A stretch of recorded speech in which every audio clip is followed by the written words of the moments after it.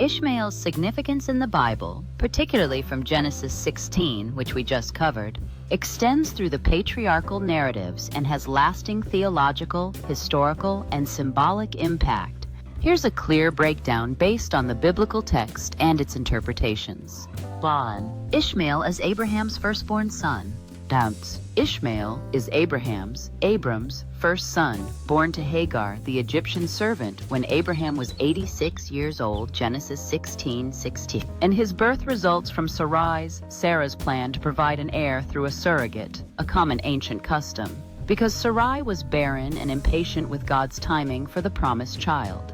The God hears Hagar's affliction in the wilderness, promises to multiply her descendants exceedingly, and foretells Ishmael's birth, naming him Ishmael. God hears, because the Lord hath heard thy affliction. Genesis 16:11.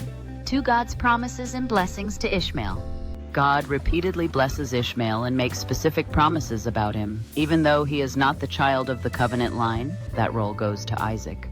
And in Genesis 16:10-12, the angel of the Lord promises Hagar that Ishmael's descendants will be too numerous to count, but describes him as a wild man, or wild donkey of a man, whose hand will be against every man, and every man's hand against him, and he will dwell in the presence of all his brethren, often understood as living in hostility toward relatives but independently. In Genesis 17:20, God tells Abraham, "As for Ishmael I have heard thee, behold, I have blessed him, and will make him fruitful, and will multiply him exceedingly. 12 princes shall he beget, and I will make him a great nation." And in Genesis 21:13 and 18, God reaffirms to Abraham and Hagar that Ishmael will become a great nation. These promises are fulfilled. Ishmael fathers 12 sons who become tribal leaders, princes, and his descendants grow into a significant people group. Genesis 25:12-18 lists the 12 sons: Nebaioth, Kedar, Adbeel, Mibsam, Mishma, Duma, Massa, Hadad, Tema, Jetur, Naphish, Kedemah. 3. Descendants and historical role. And Ishmael's descendants are called Ishmaelites and are associated with nomadic, desert-dwelling tribes in the regions from Havilah to Shur, near Egypt's border toward Assyria. Genesis 25:18. And they are depicted as traders, e.g. the Ishmaelite caravan that buys Joseph and takes him to Egypt in Genesis 37:25-28, also called Midianites in the same passage. Biblically, they often appear in conflict or as outsiders to Israel, e.g. Psalm 83:6 lists Ishmaelites among enemies of God's people.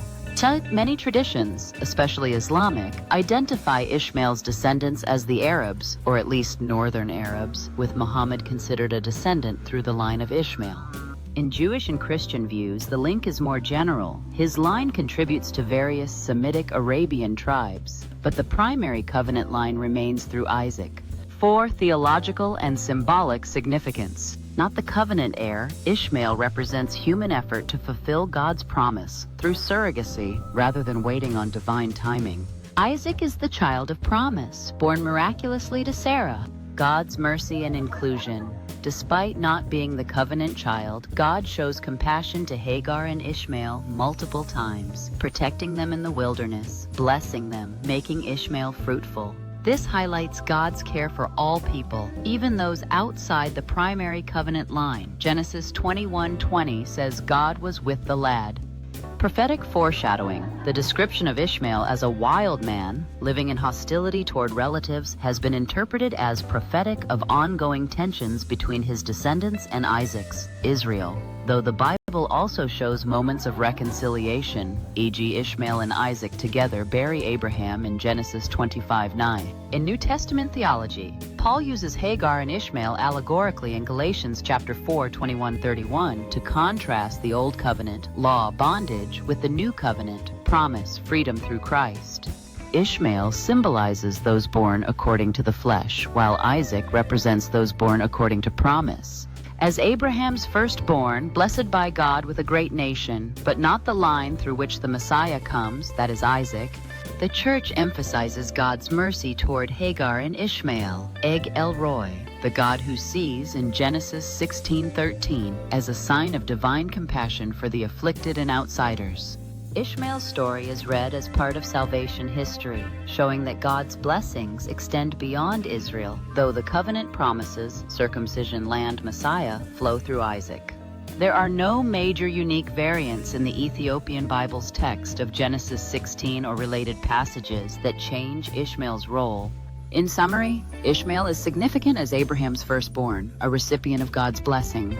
Each sentence can be long if the input requires it, but must not exceed 30 words. If a sentence is longer, split it into 2 or more natural sentences without altering the content.